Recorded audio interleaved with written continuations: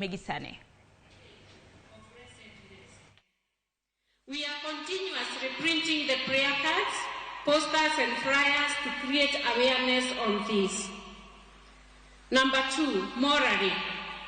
To sustain the fire of reputation by practicing the virtues portrayed by the life of the servant of God, to cling to hope that the process is in the right direction. So we should not fear. We should keep on praying. We should not tire.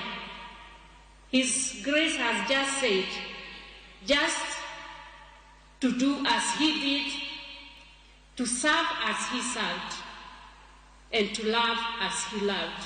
We are called to practice his virtues, and in that way, we support the process morally. Financially, to consistently offer donations for the process. We acknowledge with gratitude a group of personalities who every month send their contribution to support the process. It doesn't matter how much they send.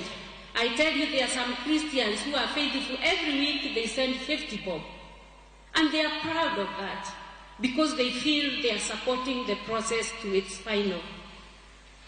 The process needs a lump sum amount of money for evaluation and scrutiny.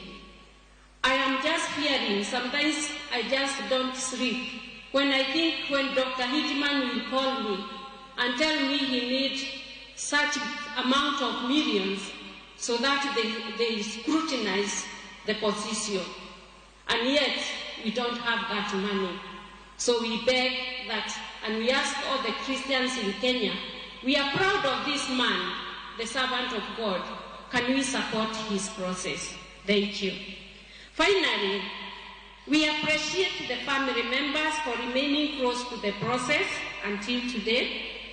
The Central Committee members, majority of who gave their apologies, Father Wallace Nganga, Father Joe Healy, Stephen Mwangi, Dometira Omuse, and Perpetua Nyawera.